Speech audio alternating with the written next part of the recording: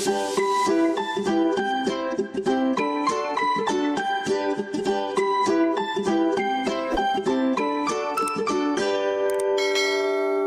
Friends, എല്ലാവർക്കും നമസ്കാരം. ഇന്നത്തെ റെസിപ്പി ഒരു സ്നാക്ക് റെസിപ്പിയാണ്. നേന്ത്രപ്പഴം ഉപയോഗിച്ചുണ്ടാക്കുന്ന നല്ലൊരു ടേസ്റ്റി ആയിട്ടുള്ളൊരു 4 മണി പലഹാരമാണ് ഇന്ന് ഉണ്ടാക്കുന്നത്. നമുക്കിത് വളരെ പെട്ടെന്ന് ഉണ്ടാക്കിയെടുക്കാൻ പറ്റും. ഇതെങ്ങനെയാണ് ഉണ്ടാക്കുന്നതെന്ന് നോക്കാം. ഞാനിവിടെ ഒരു പാൻ വെച്ചിട്ടുണ്ട്. ഇതിലേക്ക് നമുക്ക് 2 ടേബിൾ സ്പൂൺ നെയ്യ് ചേർക്കാം. നെയ്യൊന്ന് ചൂടായി വരുമ്പോൾ നമുക്കിതിലേക്ക് 1/4 കപ്പ് തേങ്ങ ചിരവിയത് ചേർക്കാം. തേങ്ങ എന്നിട്ട് കുറച്ച് സമയം ഒന്ന് റോസ്റ്റ് ചെയ്തെടുക്കാം. ഒരു 2-3 മിനിറ്റ് ഒന്ന് റോസ്റ്റ് ചെയ്തെടുത്താൽ മതി. തേങ്ങ കളർ മാറുന്നത് വരെ ഒന്നും വഴറ്റിയെടുക്കേണ്ട ആവശ്യമില്ല. ഇത് ഒന്ന് കുറച്ച് ഡ്രൈ ആവുന്നത് വരെ ഒന്ന് വഴറ്റിയെടുത്താൽ മതി.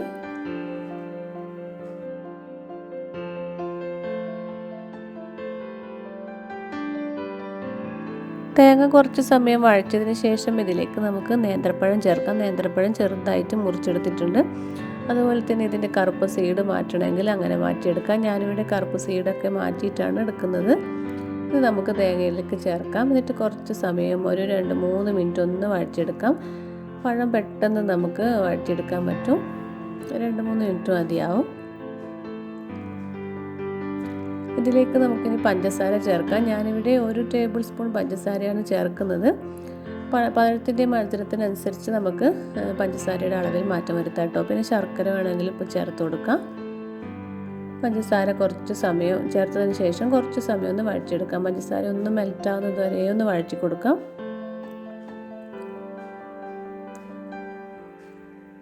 ഇനി ഇതിലേക്ക് കുറച്ച് ഏലക്കായ് പൊടിച്ച് ചേർക്കാം. എന്നിട്ട് നന്നായിട്ട് ഇതൊന്ന് മിക്സ് ചെയ്തെടുക്കാം.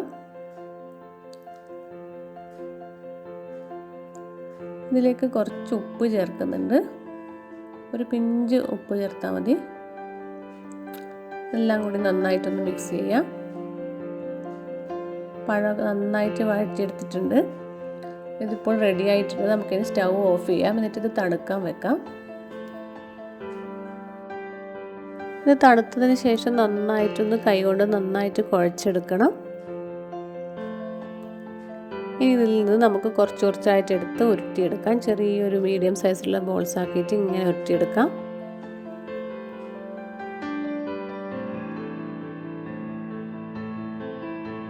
ബനാന ബോൾസ് എല്ലാം റെഡിയാക്കിയിട്ടുണ്ട്. ഇനി നമുക്കിത് ഫ്രൈ ചെയ്തെടുക്കണം. അതിനായിട്ടുള്ള ബാറ്റർ റെഡിയാക്കാനായിട്ട് നമുക്ക് മിക്സിയുടെ ജാറിലേക്ക് 1/2 കപ്പ് മൈദ ചേർക്കാം. പിന്നെ ഇതിലേക്ക് ചേർക്കുന്നത് 2 ടീസ്പൂൺ അരിപ്പൊടിയാണ്. കുറച്ചുകൂടി ക്രിസ്പി ആവാൻ വേണ്ടിയിട്ടാണ് കേട്ടോ അരിപ്പൊടി ചേർക്കുന്നത്.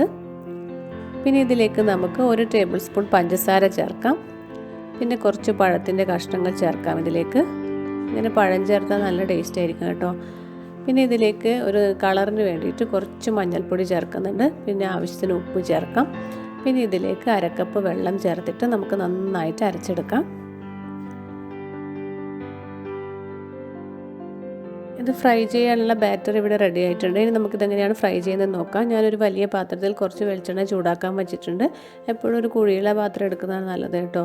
പിന്നെ നമുക്ക് എണ്ണ ചൂടായി വരുന്ന സമയത്ത് നമ്മൾ റെഡിയാക്കി വെച്ചിരിക്കുന്ന ബോൾസ് എല്ലാം ഈ ബാറ്ററിൽ മുക്കിയിട്ട് ഫ്രൈ ചെയ്തെടുക്കാം. എപ്പോഴും ഒരു മീഡിയം ഫ്ലെയിമിലിട്ടിട്ട് ഫ്രൈ ചെയ്യാൻ ശ്രമിക്കണം കേട്ടോ. ഹൈ ഫ്ലെയിമിലൊക്കെ ഇട്ടാൽ പെട്ടെന്ന് ഇത് കരിഞ്ഞു പോകും.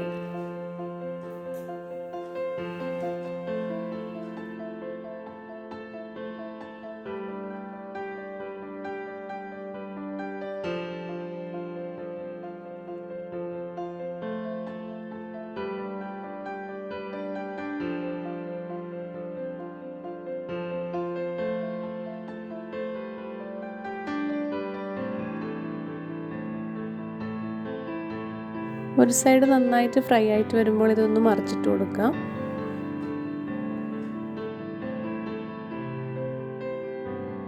നന്നായിട്ട് ഫ്രൈ ആയി വന്നിട്ടുണ്ട്. നമുക്ക് എണ്ണയിൽ നിന്നും കോരി മാറ്റാം. എന്നിട്ടൊരു ടിഷ്യൂ പേപ്പറിൽ ഇട്ട് വെക്കാം.